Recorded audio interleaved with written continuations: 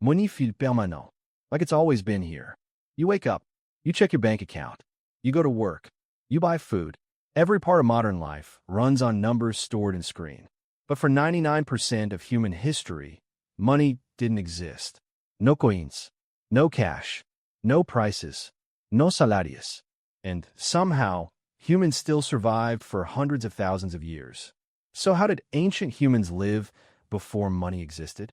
The short answer is, they shared almost everything. The long answer is much stranger. Let's start with the biggest misconception. Ancient humans were not wandering around constantly trading things like a giant prehistoric marketplace. Early human groups didn't wake up and say, "I'll give you 3 berries for that rabbit," because trade only works when strangers don't trust each other. Ancient humans mostly lived in tiny tribes of 20 to 50 people. These weren't strangers. These were your cousins, siblings, grandparents, hunting partners, and childhood friends. Your entire survival depended on them. If someone in your group caught a large animal, everyone ate. Not because humans were morally perfect, but because hoarding food was dangerous. Imagine killing a mammoth by yourself. You can't store thousands of pounds of meat without refrigerators. Most of it would rot in days. So the smartest thing to do was share it. And one day, when you failed to hunt anything, someone else would feed you. Anthropologists call this a gift economy. But it didn't feel like giving gifts the way birthdays feel today. Ancient humans weren't keeping score in spreadsheets inside their heads. It was more like an unwritten survival contract. You help the tribe survive today because tomorrow the tribe might save you. This changed human psychology completely. Modern life teaches you to think in ownership. My money, my food, my house. Ancient humans thought in access. You didn't necessarily own things permanently. You used what the group had access to. Tools moved between people. Food moved constantly. Childcare was shared. Even knowledge belonged to the tribe, not individuals. In many hunter-gatherer societies, if someone became too greedy, the group mocked them. Publicly. Imagine coming back from a hunt acting proud of yourself. Instead of praising you, everyone insults the animal you caught. That tiny thing? That's all you found. At first, this sounds rude, but anthropologists discovered it served an important purpose. It stopped people from becoming arrogant and trying to dominate the group. Because ancient humans feared inequality.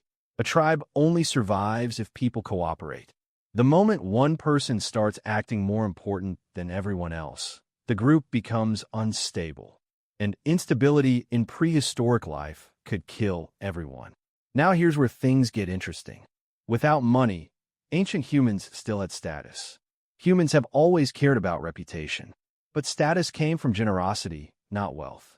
The best hunters often gave away the most food. The most respected people were usually the ones who helped others survive. In some tribes, being selfish was worse than being weak. Think about how different that is from modern life. Today, people gain status by owning more than others. Bigger house, better car, more money. Ancient humans gained status by proving they were valuable to the group. The entire system was built around relationships instead of transactions. And honestly, modern humans still behave this way sometimes. When your friend comes over for dinner, you usually don't charge them money for the meal. Parents don't send invoices to their children after buying groceries. If someone you love is injured, you help them first and worry about repayment later. That's ancient human behavior surviving inside the modern world. But eventually, human society became too large for this system to work. Around 10,000 years ago, agriculture changed everything. Farming created surplus food. Surplus food created permanent villages. Villages became cities. And cities created strangers. That's the key. Once humans started living among thousands of people, you couldn't rely on personal relationships anymore. You could trust your cousin. You can't automatically trust 8,000 strangers. So humans invented systems to replace trust. First came barter, then standardized goods like salt, grain, shells, and silver. Eventually, money appeared. Money solved a huge problem. It allowed strangers to cooperate without knowing each other personally. You no longer needed lifelong relationships to survive. You just needed currency. And that changed human life forever.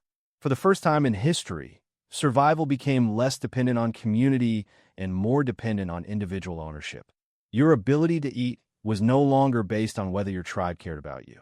It depended on whether you could pay. That system built civilizations, skyscrapers, technology, and global trade. But it also changed the human mind. Modern people often feel pressure ancient humans rarely experienced. Today, if you lose your job, you can lose access to food, shelter, healthcare, and safety almost immediately.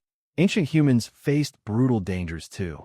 Starvation, predators, disease. But they usually faced those dangers together. Your survival was connected to the group, and maybe that's why modern loneliness feels so painful. For hundreds of thousands of years, humans evolved in communities where sharing wasn't kindness. It was survival. Then money slowly replaced many of those relationships. Today, you can order food from a stranger, ride in a stranger's car, and live in a building full of strangers without learning a single person's name. That would have felt unimaginable to ancient humans. So, how did humans live before money existed? They lived through trust, through sharing, through reputation, through obligation, through the tribe. Money made human civilization bigger, faster, and more advanced. But before currency existed, humans survived using something far older than wealth. They survived using each other.